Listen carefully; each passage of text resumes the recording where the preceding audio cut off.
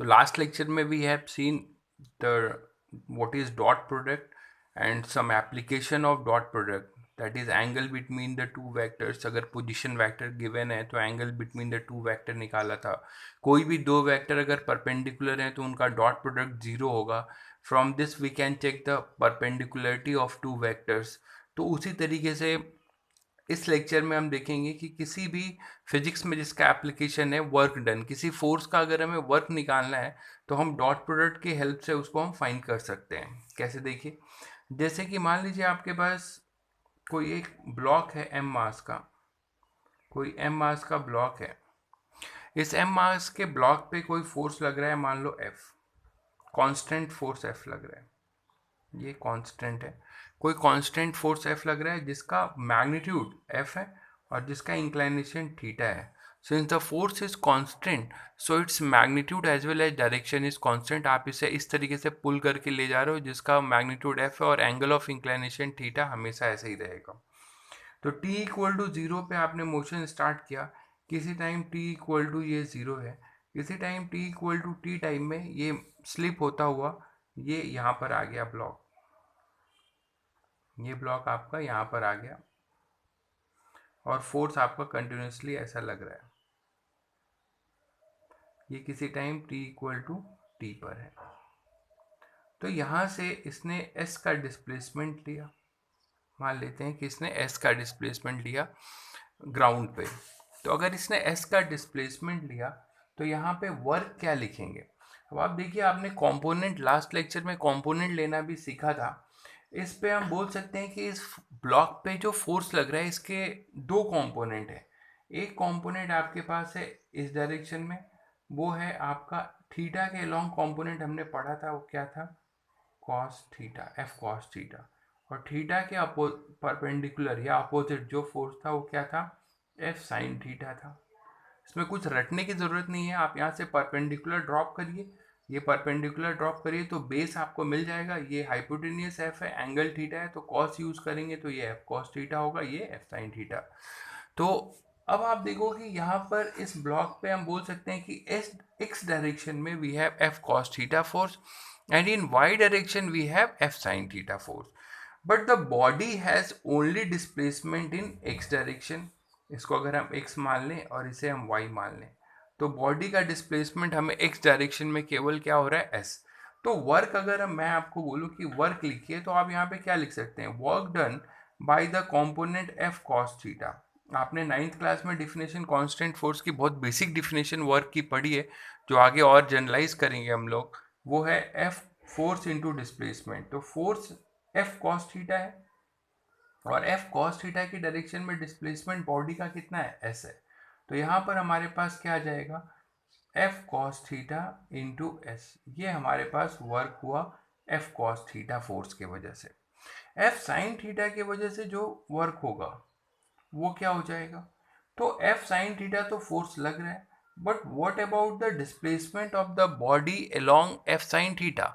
f sin theta के along कोई displacement है ब्लॉक का, नहीं, वो केवल x डायरेक्शन में है, तो इसका डिस्प्लेसमेंट यहाँ पर है जीरो। इसका मतलब इसका वर्क होगा जीरो। इसीलिए हम बोलते भी हैं कि कोई परपेंडिकुलर फोर्स अगर लग रहा होगा बॉडी पे तो उसका वर्क हमेशा क्या होगा, जीरो।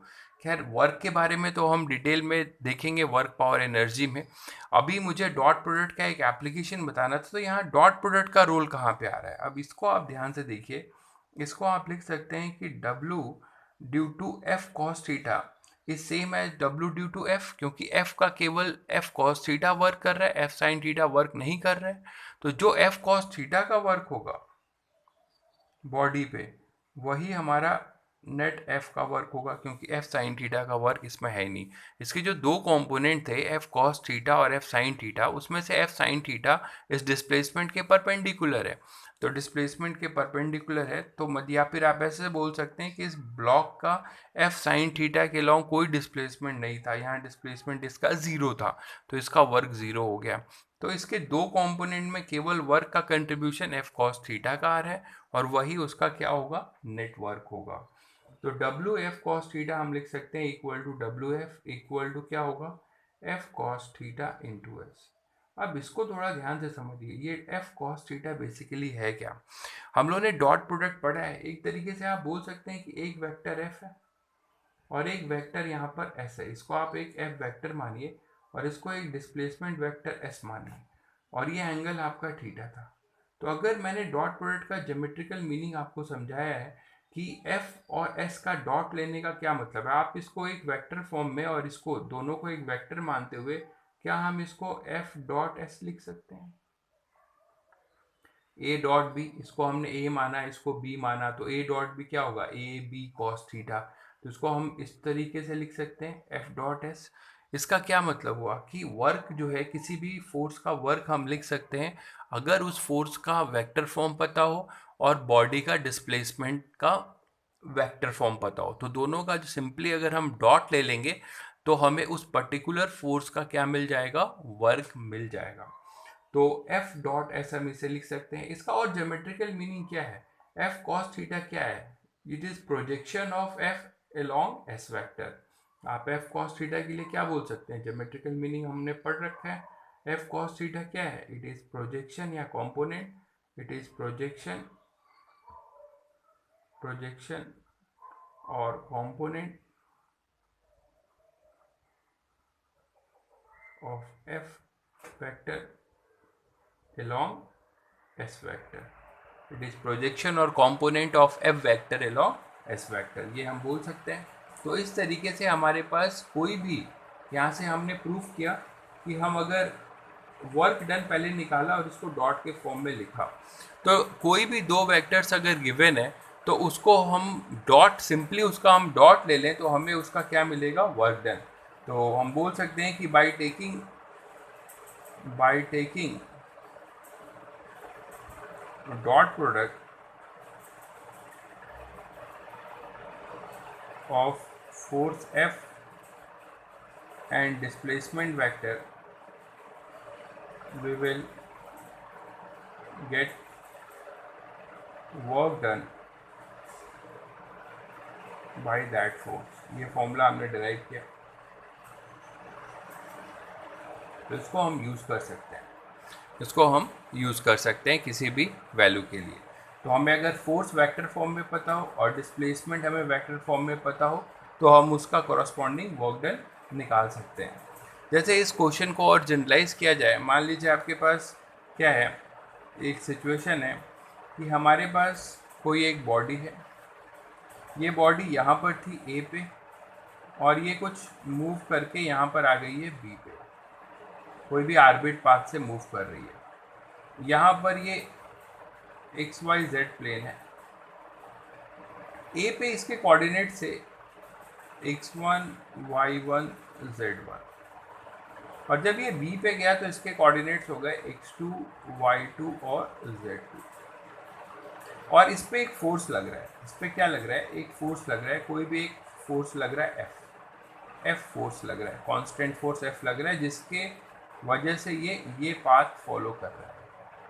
तो हमें बताना है कि क्या होगा इसका वर्क जब इसे आपने बॉडी को ए से बी तक पहुंचाया by any path under the influence of a constant force F, और एफ वेक्टर आपको गिवन है।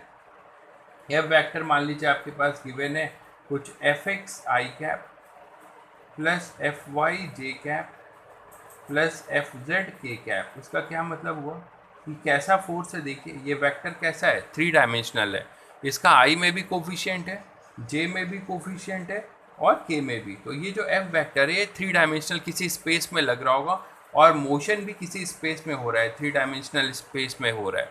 तो बहुत जनरल हो गया ये।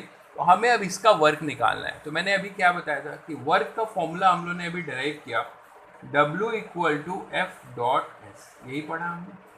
तो आपको फोर्स वेक्टर फॉर्म में गिवन है। एस क्या होता है, it is the displacement vector. Displacement vector मैंने बताया है कि इनिशियल पोजीशन को फाइनल पोजीशन से ज्वाइन करने वाला जो वेक्टर होगा वही हमारा डिस्प्लेसमेंट वेक्टर होगा। जैसे यहाँ पर ये इस पाथ से जा रहा है, इसका डिस्प्लेसमेंट वेक्टर क्या हो सकता है, इनिशियल से फाइनल को ज्वाइन करने वाला एक वेक्टर बनाइए, ये ऐसा, और ये हो जाएगा हमारा एस वेक्टर। और आपको पोजीशन वेक्टर लिखना आता है जब हमें फाइनल कोऑर्डिनेट और इनिशियल कोऑर्डिनेट पता है, ये हमने पहले पढ़ रखा हुआ है।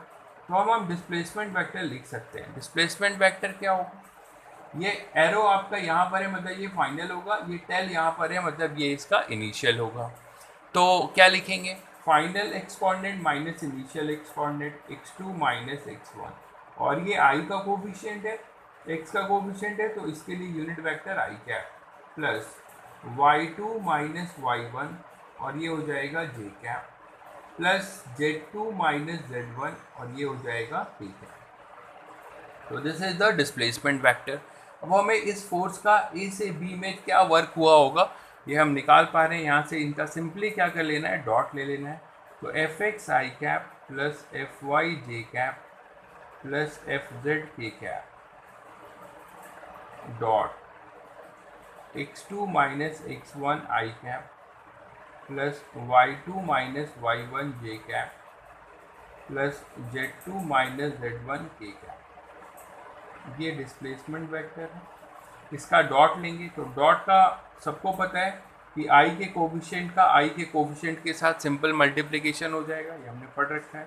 क्या आएगा, एफ एक्स इंटू दिस, तो F X x2 minus x1 ये आ जाएगा, plus F Y y2 minus y1 plus F Z z2 minus z1। तो इस तरीके से आप ये वर्क निकाल सकते हो। मैंने वैल्यू नहीं लिया हुआ है, क्वेश्चंस में आपको इन सब की वैल्यू दी जाएगी तो आपको वर्क मिल जाएगा इसका। एक दूसरी इंपॉर्टेंट बात आपने ये सीखा कि वर्क हमें जो मिल रहा है वो दो वेक्टर के डॉट प्रोडक्ट से मिल रहा है, एफ और डिस्प्लेसमेंट वेक्टर के। इससे आपसे ये पूछा जाए कि वर्क कैसी क्वांटिटी है, तो since dot product is a scalar quantity और हमें डॉट प्रोडक्ट से जो भी चीज़ें मिलेगी, जो भी मिलेगा हमें क्वांटिटी, वो क्वांटिटी हमारी स्केलर ट्रीट होगी। तो वर्क हमारा डॉट प्रोडक्ट से मिल रहा है, इसका मतलब वो कैसा होगा, एक स्केलर क्वांटिटी होगा। तो इसी चीज़ को किसी न्यूमेरिकल के थ्रू देखते हैं। मान लीजिए आपके पास सेम है न्यूमेरिकल, आपको ऐसा कुछ दिया जाएगा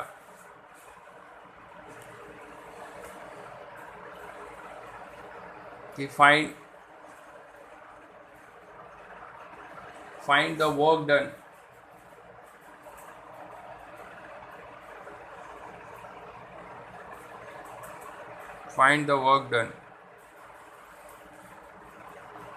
by a force F equal to 2i cap minus j cap plus k cap on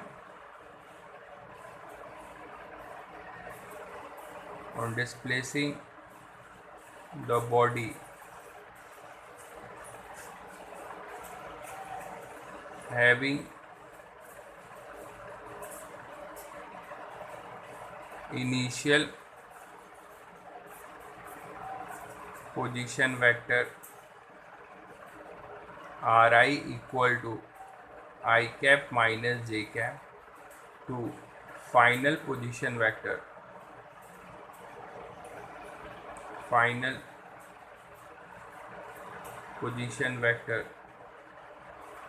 Rf equal to 2i cap plus 2j cap plus k cap। अब जैसे ये क्वेश्चन दिया हुआ है आपको, इसका हमें निकालना है वर्क। एक फोर्स है, इस फोर्स का हमें क्या निकालना है, ये फोर्स हमें गिवन है, इसका वर्क निकालना है।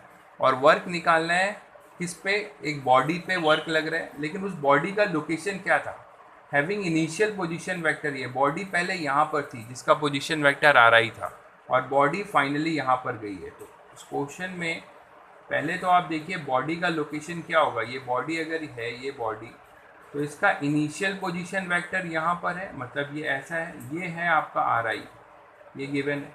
बॉडी किसी भी रैंडम पाथ से गई होगी, और यहाँ पर हमारे पास ये बॉडी है फाइनल, ये इनिशियल है और ये फाइनल है, और इस पर फोर्स लग रहा है कुछ, ये एफ लग रहा है फोर्स। बॉडी किसी भी पाथ से गई होगी यहाँ पर, तो हमें इसका वर्क निकालना है। तो आपने देखा कि यहाँ पे मेन डिस्प्लेसमेंट वेक्टर को समझना है। ये आर आई दिया हुआ है, आर एफ दिया हुआ है, तो हमारा ट्राइंगल लॉ से भी आप बता सकते हैं कि इसका डिस्प्लेसमेंट वेक्टर क्या होगा। ये हम एक डिस्प्लेसमेंट वेक्टर ऐसे बना सकते हैं, एस वेक्टर, और एस वेक्टर जो हम बनाएंगे इसमें ट्राइंगल लॉ से क्या लिख सकते हैं, this vector plus this vector equal to R F vector, R I vector plus S vector equal to R F vector. By triangle law, ये लिख सकते हैं। तो हमें एस वेक्टर मिल जाएगा, वो क्या होगा, R F vector minus are I vector. R F vector को हम आर आई वैक्टर से माइनस कर देंगे तो हमें डायरेक्ट जो है डिस्प्लेसमेंट वैक्टर मिल जाएगा, और वो कितना होगा, 2i cap plus 2j cap plus k cap minus i cap minus j cap, that is 2i cap plus 2j cap plus k cap, और फिर ये माइनस i कैप और ये minus minus plus j cap.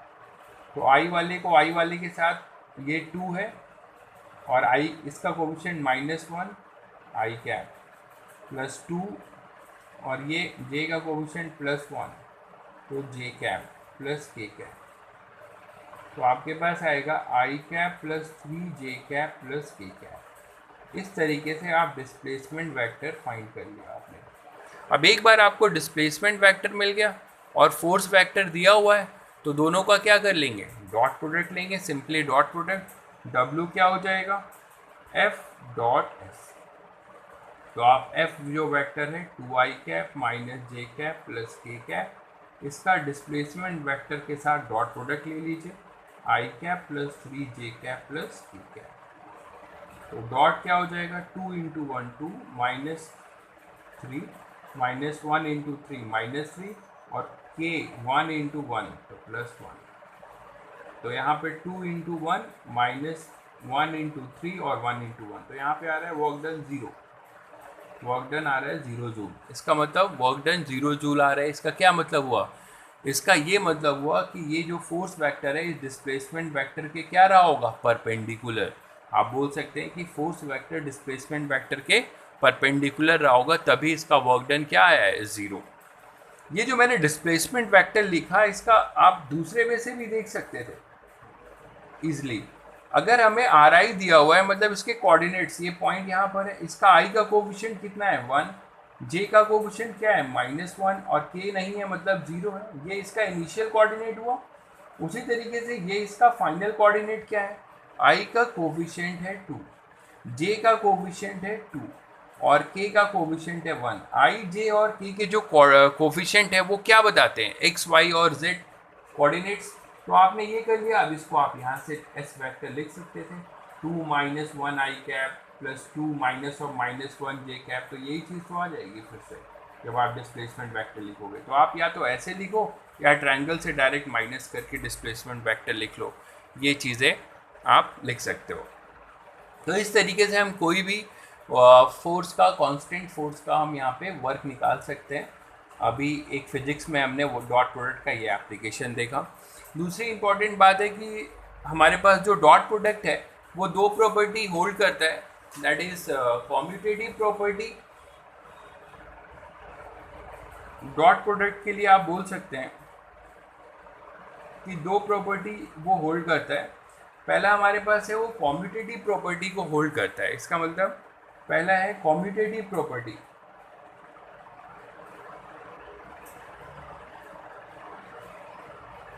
Commutative property true है।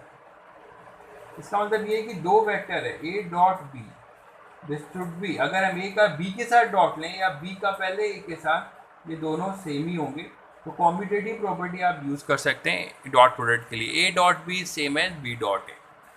दूसरा ये distributive property को भी फॉलो करता है। दूसरी प्रॉपर्टी जो आपको ध्यान रखनी है, आगे कभी यूज़ कर सकते हैं, कि वो distributive, it is distributive in nature.